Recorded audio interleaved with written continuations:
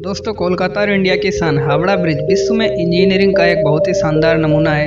इस वीडियो को जरा सा भी स्किप मत करना। इस ब्रिज का नाम तो सभी ने ही सुना है, पर शायद हम में से बहुत से लोग यह नहीं जानते होंगे कि हावड़ा ब्रिज को दिन और रात में 12 बजे क्यों बंद कर दिया जाता है, और क्या हावड़ा ब्रिज जहाज़ों के निकलने के लिए बीच से ऊपर उठ जाता है। तो हम शुरुआत करते हैं इस मज़ेदार वीडियो की, और आप इस चैनल को सब्सक्राइब कर लें ताकि इस तरह की और भी वीडियो की आने वाली नोटिफिकेशन आपको सबसे पहले मिल सके। इस ब्रिज का निर्माण ब्रिटिश राज के दौरान 1939 में हुआ था, और इसके बनने के बाद इसे 1943 में जनता के लिए खोल दिया गया था, और यहाँ कई बॉलीवुड और हॉलीवुड फिल्में बन चुकी हैं। इसकी पहचान कोलकाता के आसपास के टाउनशिप से कहीं ज्यादा है। यह दुनिया का सबसे बेस्ट पुल माना जाता है। यह पुल 2300 फुट लंबा है। गर्मियों के दिनों में इसकी लंबाई 3 फुट तक बढ़ सकती है। यह पुल बेहद मजबूत और बरसों से बंगाल की खाड़ी के तूफानों को सहन कर रहा है। यही नहीं, 2005 में 1000 टन वजनी कार्गो जहाज इससे टकरा गया था, तब भी इस पुल का कुछ नहीं बिगड़ा था। इस दुनिया के अनोखे हजारों टन वजनी स्टील के गर्डरों के पुल ने केवल 4 स्तंभों पर खुद को इस तरह बैलेंस कर हवा में टिका रखा है कि 80 वर्षों से इस पर कोई फर्क नहीं पड़ा है, जबकि लाखों की संख्या में दिन रात भारी वाहन और पैदल भीड़ इससे गुजरती रहती है। इसकी क्षमता 60,000 टन वजन सहने की है, लेकिन बढ़ती जनसंख्या ने ट्रैफिक को इतना बढ़ा दिया है कि हावड़ा ब्रिज पर हर समय 90,000 टन का वजन रहता है। इसीलिए कई ज्यादा वजनी ट्रकों और ट्रमों को दूसरे रास्ते या पुलों पर स्थानांतरित किया जा रहा है। अंग्रेजों ने जब इस पुल की सोची तो वो ऐसा पुल बनाना चाहते थे कि नीचे नदी का जलमार्ग ना रुके और पुल के नीचे कोई खंभा ना हो, ऊपर पुल बन जाए और नीचे हुगली में पानी के जहाज और नाव भी बिना रुके चलते रहें। 1945 में इसका कॉन्ट्रैक्ट एक British company Cleveland Bridge and engineering corporate limited को दिया गया, लेकिन इसकी संरचना Braithwaite Burn and Jessop construction corporate limited नामक कंपनी द्वारा किया गया था। आज जहां हावड़ा ब्रिज है, दरअसल वहां कभी पोटून सेतु था, जिसे विकसित करके हावड़ा ब्रिज बनाया गया। शुरुआत में इसका नाम न्यू हावड़ा ब्रिज था। 14 जून 1965 में बंगला साहित्य के महान कवि, प्रथम एशियाई और प्रथम भारतीय नोबेल पुरस्कार विजेता रविंद्रनाथ टैगोर के सम्मान के रूप में इसका नाम बदलकर रविंद्रनाथ सेतु रख दिया गया, लेकिन यह आज भी हावड़ा ब्रिज के नाम से ही जाना जाता है। इसे बनाने में 26,500 टन स्टील खपत हुई थी, जिसमें 87% स्टील टाटा स्टील कंपनी द्वारा खरीदा गया था। इस परियोजना के लिए सारी स्टील इंग्लैंड से लाई जा रही थी, लेकिन जापान के धमकी की वजह से सिर्फ 3000 टन ही स्टील लाया जा सका। बाकी स्टील की खरीदारी टाटा स्टील से की गई।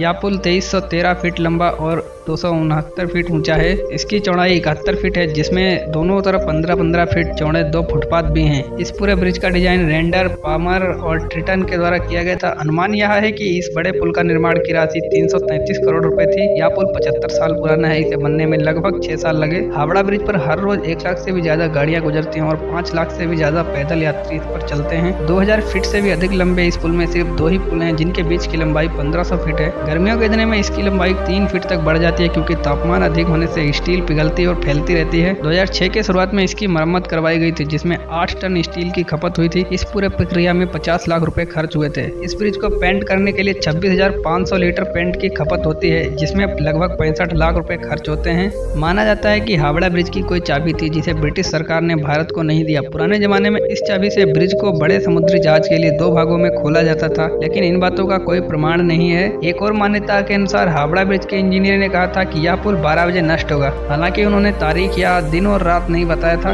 इसलिए हर दिन दोपहर के 12 बजे और रात के 12 बजे इस पुल को बंद कर दिया जाता है। हालांकि ये बात भी गलत है। इस ब्रिज के बारे में जानकर आपको कैसा लगा, कमेंट करके बताओ, और चैनल पर पहली बार आए तो चैनल को सब्सक्राइब करके पास में जो बेल आइकन है उसे भी प्रेस कर लो, जिससे हमारी आगे आने वाली हर वीडियो का नोटिफिकेशन आपको मिल सके सबसे पहले।